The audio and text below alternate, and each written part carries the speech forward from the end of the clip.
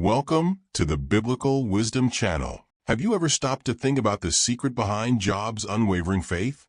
His story took place around 3,500 years ago, during a time when the world was ruled by powerful kings, and people faced constant wars, droughts, and disease.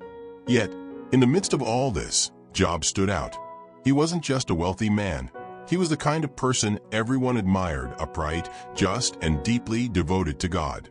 And this is where his story starts to challenge what many of us believe about prosperity and spirituality. Was Job blessed simply because he did everything right, or was there something much deeper sustaining his life? The answer might completely change the way you see what it means to have faith in tough times. In this video, you'll uncover the secret that turned Job into a powerful example of trust and resilience, even when his world fell apart. What did he know that we often overlook? Get ready, because what comes next will change the way you view your journey with God in a whole new light. Job's perfect life. Job lived a life that most people could only dream of.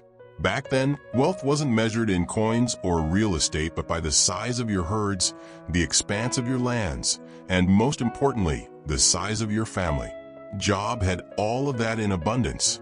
But what really stood out about him wasn't just what he owned, it was who he was. The book that bears his name begins by describing him as a man of integrity, upright, God-fearing, and someone who turned away from evil. He wasn't just a wealthy man. He was an example of character, spirituality, and devotion. Imagine this. Job had 7 sons and 3 daughters, a number that in Jewish and Middle Eastern culture symbolized completeness and divine blessing. On top of that, he owned thousands of animals, 7,000 sheep, 3,000 camels, 500 pairs of oxen, and 500 donkeys. This wasn't just wealth. It was influence, power, and security in a world where resources dictated survival. Job was, as the text says, the greatest man in the East. His prosperity wasn't just a result of his administrative skills or hard work. It was a sign of divine favor over his life. Now think about this. What truly sustained Job's happiness and peace? Was it just his wealth or his spotless reputation? What made him truly unique was his relationship with God. Job understood that all his possessions and prosperity came from a sovereign God. He took this belief seriously, even to the point of interceding daily for his family. Job's children would often host elaborate feasts at their homes, celebrating their happiness and wealth. And Job would offer sacrifices on their behalf. Why would he make these sacrifices? He said, "Maybe my children have sinned and cursed God in their hearts." This concern shows a man who not only valued his own righteousness, but also deeply desired for his family to remain under God's grace. But Job's life wasn't perfect just because of his wealth or close-knit family. He was deeply respected by those around him. In the culture of that time, being considered God-fearing and obedient was a testament not only to one's character, but also to a life lived with wisdom and justice. Job treated his servants well, cared for the poor, and upheld a sense of justice that everyone admired. This respect reflected his outlook on life. He knew he was a steward of God's blessings, not their ultimate owner. What's most remarkable about Job is how he managed to balance his prosperity with his spirituality. It's common for people, as they accumulate wealth, to become self-reliant, placing their devotion to God on the back burner. But Job wasn't like that. He understood that his security didn't come from his possessions or his reputation, but from God's faithfulness. His life teaches us an important lesson. The true meaning of prosperity isn't just about what we have, but about the relationship we cultivate with God, no matter the circumstances. Now, think about this. How often do life's blessings end up becoming distractions in your spiritual journey? It's easy to lose sight of what's important when you're caught up in success, isn't it? Job shows us that even in the midst of abundance, it's possible to maintain a genuine life of devotion. He prioritized what truly mattered, acknowledging that everything he had came from God and ultimately belonged to him. But was such a perfect life enough to prove the strength of his faith? This is where the story begins to take a turn. when the heavens open for an unexpected confrontation that puts Job at the center of the greatest test of his life, the heavenly challenge. Now we come to one of the most fascinating moments in this story. Satan goes to heaven to speak with God. That's exactly what the book of Job describes right after introducing the protagonist's spotless life. This celestial scene is eye-opening because it reveals something far beyond human understanding. The text begins by stating that, on a certain day, the sons of God, a term often used to refer to angels, came to present themselves before the Lord, and Satan was among them. God, who sees and knows everything, asks Satan where he's been. His answer is intriguing, from roaming through the earth and going back and forth on it. This response serves as a stark reminder of the presence of evil in our world. Satan is always on the move, observing and seeking opportunities to destroy the faith and lives of those who follow God. Then, something extraordinary happens. God brings up Job. He asks Satan, "Have you considered my servant Job? There is no one on earth like him, blameless and upright, a man who fears God and shuns evil." God himself praises Job, highlighting his faithfulness, something that should be a great honor. But for Satan, it's a point of contention. He refuses to believe that Job's devotion is born out of genuine love. Instead, Satan accuses Job of being faithful only because God has blessed him. He says, "Does Job fear God for nothing? Have you not put a hedge around him and his household and everything he has?" This moment is crucial because it raises a question that lingers in many hearts and minds even today. Is a person's faith genuine when everything is going well? Or does it only exist because it is rewarded? Satan issues a direct challenge. If God were to take away Job's blessings, he would surely curse him.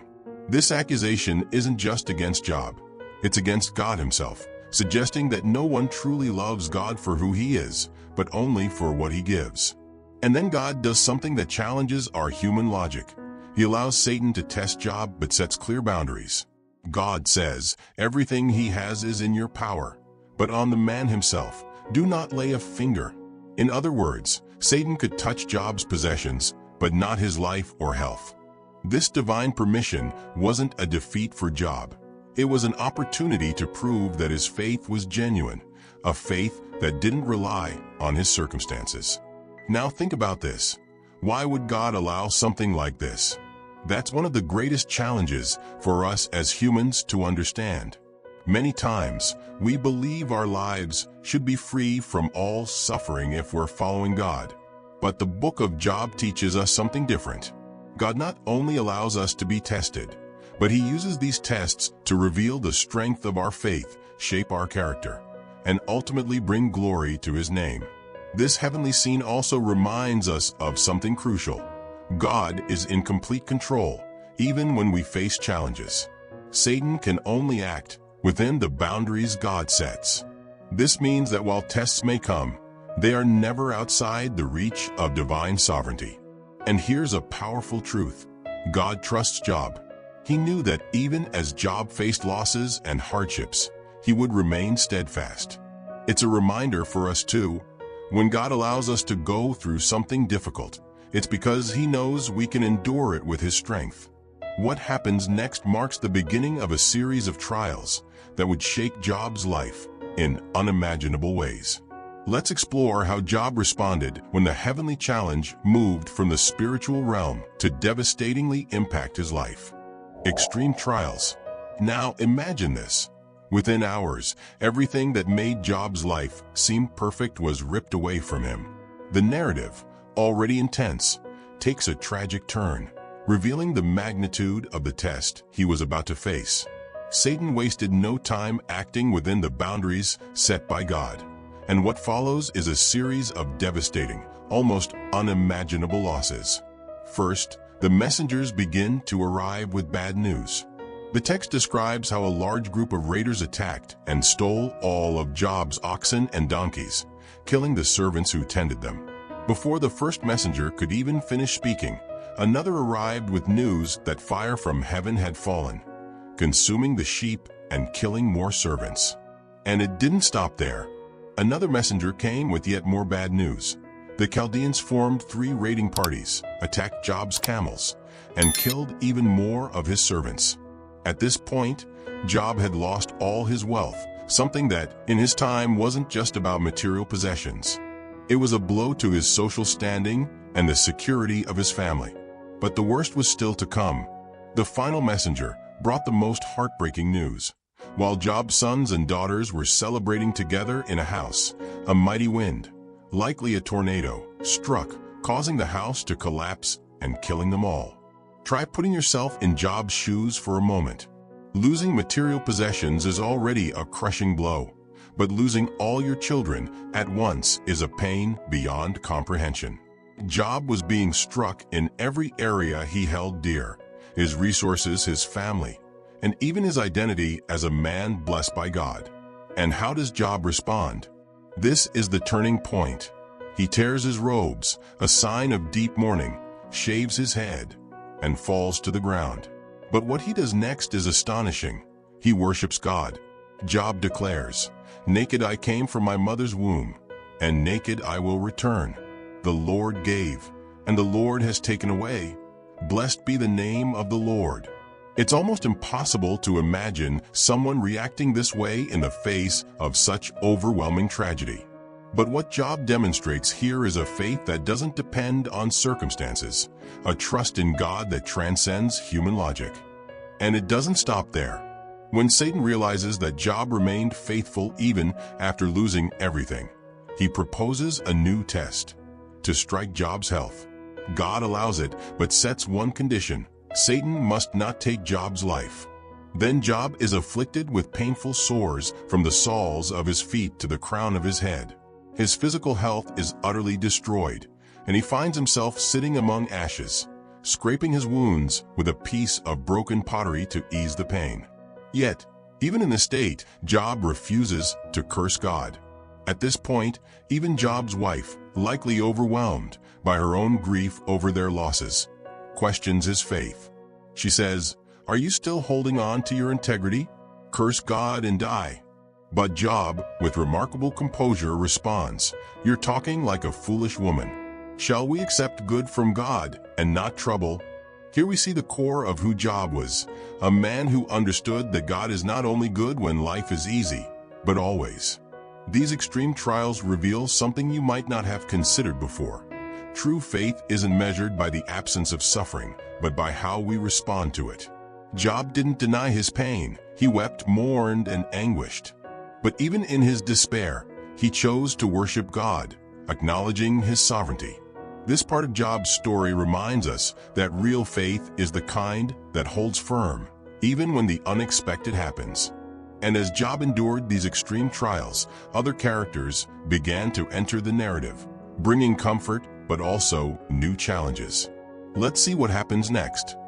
Friends in silence.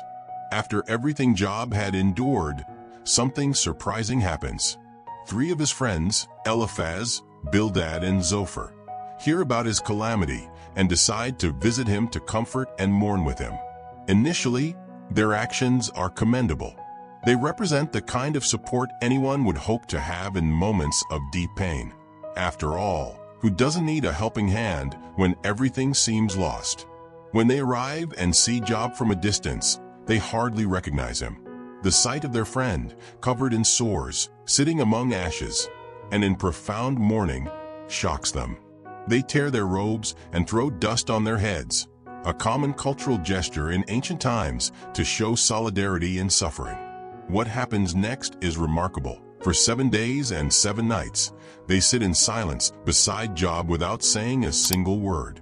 This initial silence is powerful. In moments of extreme pain, words often fail to ease the emotional burden. Simply being present can be the greatest act of empathy. Think about it. How many times have you sat with someone who was suffering and struggled to find the right words? Job's friends show us that sometimes silence speaks louder than any speech.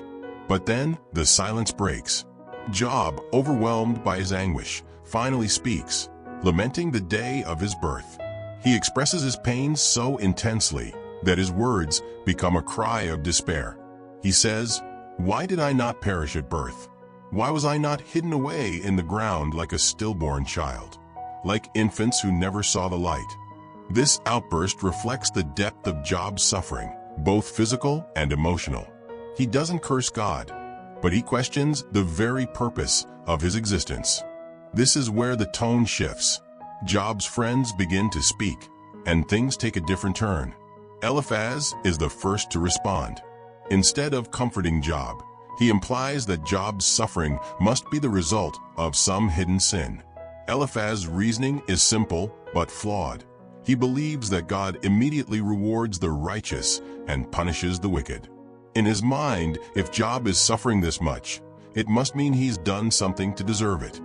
Bildad and Zophar follow the same line of reasoning. Each, in their own way, reinforces the idea that Job must repent of some sin for God to restore him. Zophar, being the most blunt, even goes as far as saying that Job deserves more suffering than he's already enduring. Instead of bringing comfort, their words only add to Job's pain. It's as if he's being unfairly accused while already at his lowest point. This part of the story teaches us an important lesson about the role of a friend in times of suffering. What started as a gesture of solidarity, sitting in silence with Job, turned into a series of accusations based on faulty assumptions. It's a reminder that when trying to comfort someone, we must be mindful of our words. We don't always understand what the other person is going through, and judgment can cause more harm than healing. This section of Job's story highlights the importance of listening, being present, and refraining from jumping to conclusions about someone else's struggles. As Job listened to these accusations and tried to defend his integrity, something began to stir deep within him, a longing for answers directly from God. And that's exactly what we'll see next when God finally steps into the conversation and changes the course of the story entirely. God's response. After long debates between Job and his friends, where he defended his integrity and poured out his anguish, something extraordinary happens. Job had asked many questions, including challenging the wisdom of God himself. God, who had remained silent up to this point, speaks out of a whirlwind, not with harsh rebuke, but by inviting Job to reflect. He asks a series of questions that reveal the vastness of divine wisdom and power. God begins by describing the creation of the universe. He asks Job, "Where were you when I laid the earth's foundation?" This question sets the tone for a series of inquiries about the workings of the cosmos, from the separation of sea and land to the movement of constellations and the care of animals. The purpose of these questions isn't to humiliate Job, but to demonstrate the limits of human understanding compared to the greatness of God.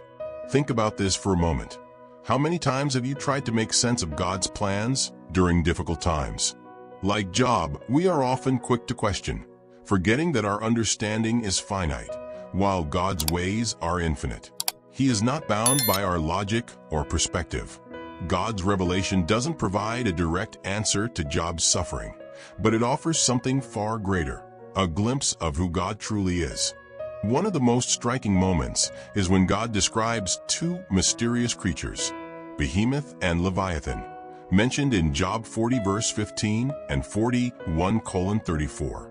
These beings symbolize strength and chaos, illustrating that God's sovereignty extends not only over what is beautiful and orderly, but also over what is wild and terrifying. It's as if God is saying, "I can control everything, even what seems untamable to you." And how does Job respond? He acknowledges his limitations and humbles himself before God. He says, "My ears had heard of you, but now my eyes have seen you. Therefore I despise myself and repent in dust and ashes." This declaration marks a turning point in Job's spiritual transformation. He realizes that even without fully understanding God's plans, he can trust in the Creator's wisdom and goodness. God's response to Job teaches us that instead of focusing on the why of suffering, we should focus on who God is, His sovereignty, His power, and His love. But the story doesn't end there. God's response not only restores Job's spiritual vision, but paves the way for something even greater, a restoration that reaches beyond the physical and touches Job's very heart. Restoration and legacy. After all the suffering, questioning, and God's profound revelation, Job's story takes an unexpected turn. He, who had lost everything, his wealth, health, and children, experiences something many wouldn't have anticipated: restoration. But what happens here goes far beyond simply getting back material possessions. It's a transformative encounter that redefines his life and his relationship with God. Job's restoration begins with an act of intercession. God rebukes Job's friends, Eliphaz, Bildad, and Zophar, for speaking wrongly about him. These friends, who had so harshly accused Job and made rash judgments, now need Job himself to pray for their forgiveness. And Job does just that. He prays for his friends, demonstrating that even after enduring so much suffering and harsh words, his heart remained free of bitterness. Think about the impact of that. Job, who could have felt betrayed or deeply hurt by his friends, chooses to forgive them and intercede on their behalf. This act teaches us a profound lesson about the power of forgiveness and reconciliation. Often, it's in forgiving others that we find healing for our own emotional wounds. That's exactly what happened with Job. The Bible says that after Job prayed for his friends, the Lord made him prosperous again and gave him twice as much as he had before. Job received twice the number of sheep, camels, oxen, and donkeys he had owned previously. But more important than the material wealth, God also restored his family. Job was blessed with 7 more sons and 3 daughters. Interestingly, unlike many other biblical accounts, Job's daughters are specifically mentioned and described as the most beautiful women in the land. This detail highlights that God's restoration touched not just the material, but also the joy and beauty of family life. But here's the greatest lesson. The most significant blessing Job received wasn't the doubling of his possessions or the rebirth of his family. It was the spiritual transformation that took place in his heart. Job declared, "My ears had heard of you, but now my eyes have seen you." This statement captures the true essence of Job's story. A man who, despite his initial righteousness, gained a deeper understanding of who God is through his suffering. Now think about this. How many times have you gone through difficult moments and, in the end, realized you came out stronger and closer to God?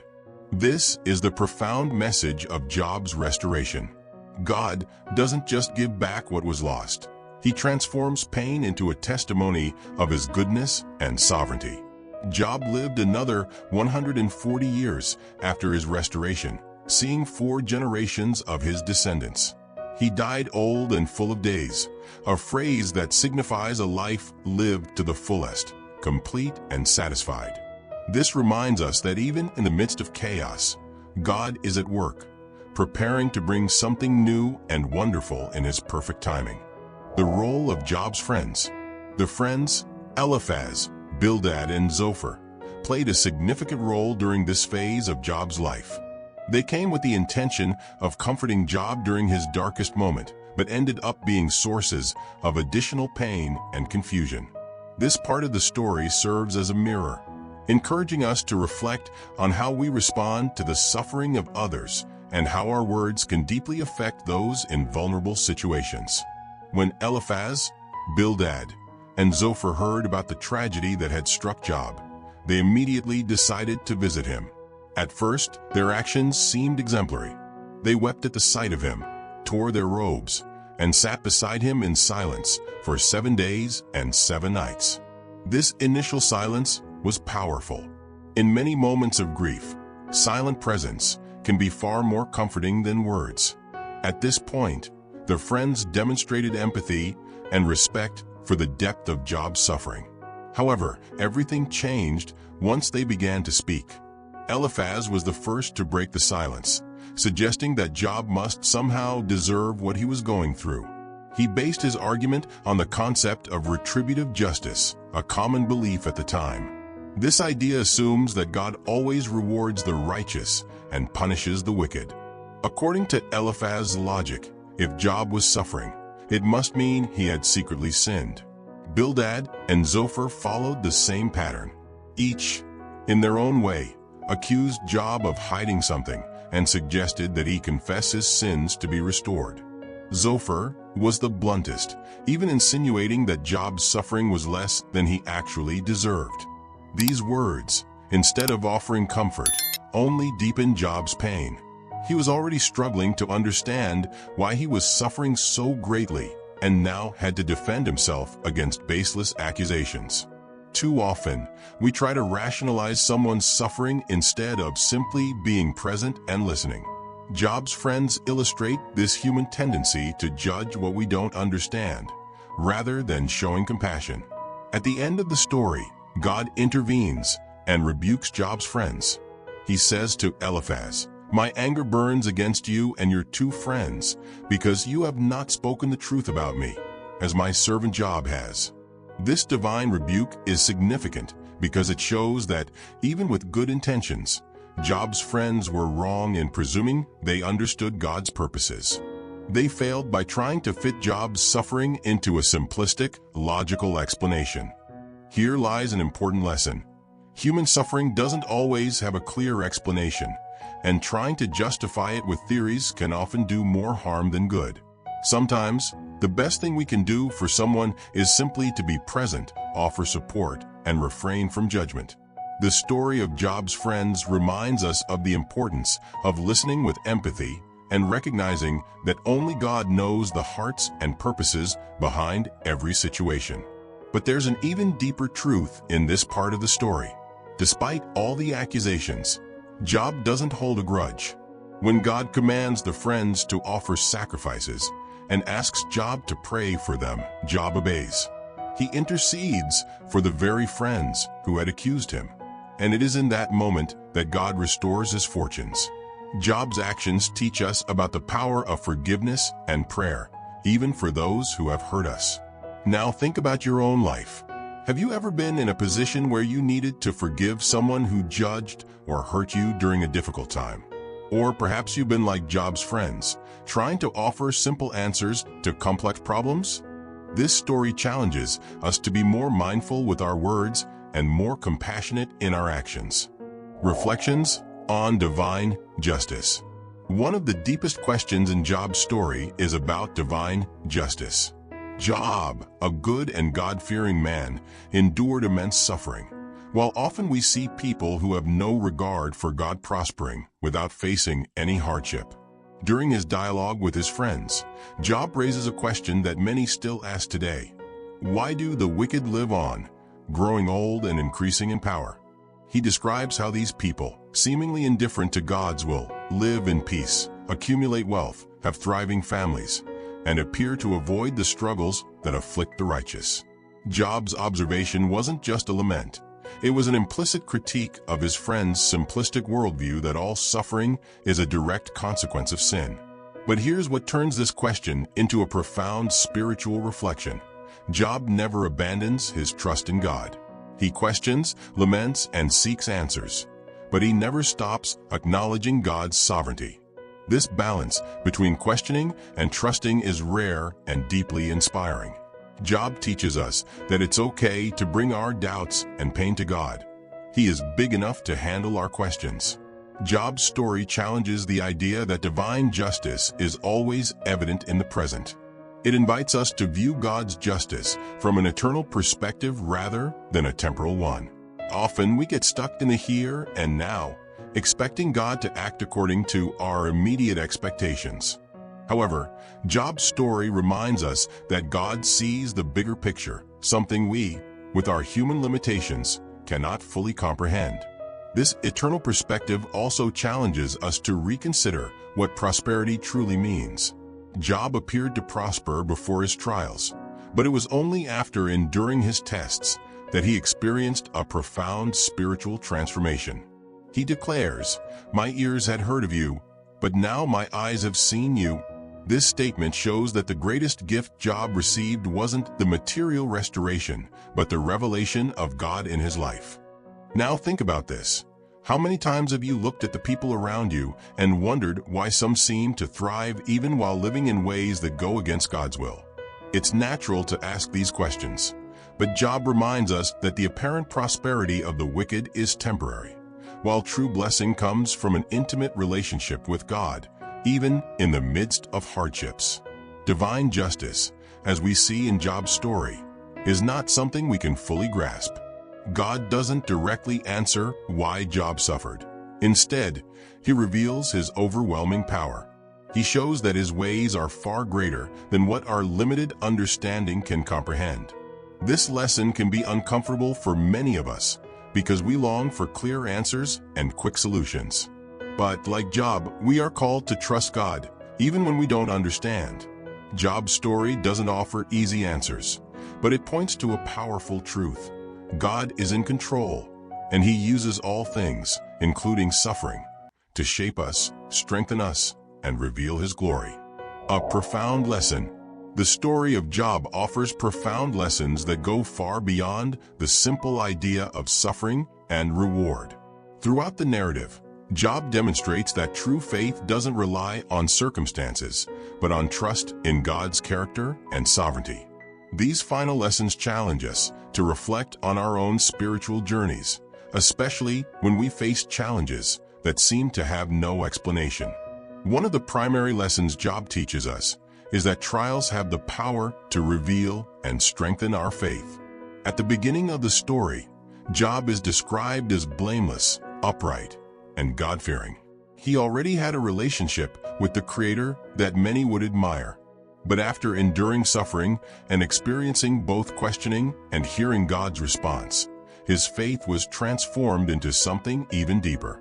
He declares, "My ears had heard of you, but now my eyes have seen you."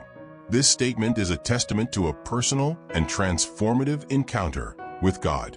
Like Job, it is often through suffering that we begin to see God more clearly and intimately. Trials force us to move beyond surface-level faith and deepen our dependence on the Creator. Another important lesson is that suffering is not necessarily a reflection of sin or the absence of God. Job shows us that righteous and faithful people also face difficulties. This challenges the common view that prosperity always signifies divine approval and that hardships are punishments. God permits Job's suffering not as punishment, but as a means of revealing his glory and the heart of his servant.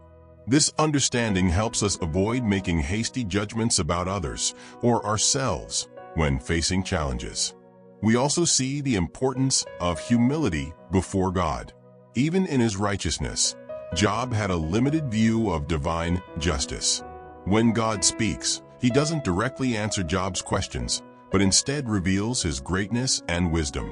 This revelation leads Job to acknowledge his limitations and declare, "Therefore I despise myself and repent in dust and ashes." This reminds us that even as we seek answers, we must trust that God knows what is best, even when we don't understand. Another powerful lesson is forgiveness and reconciliation. Despite everything he went through, Job intercedes for his friends who accused and judged him unjustly. His prayer is an act of forgiveness and obedience, demonstrating that healing often begins when we choose to release those who have hurt us. Finally, the greatest lesson in Job's story is that true wealth is not found in material possessions, but in a deep relationship with God. Even after being restored and receiving twice as much as he had lost, Job's greatest treasure was the experience of knowing God in a way he had never known before. This spiritual transformation is the ultimate purpose of all trials, to draw us closer to the Creator.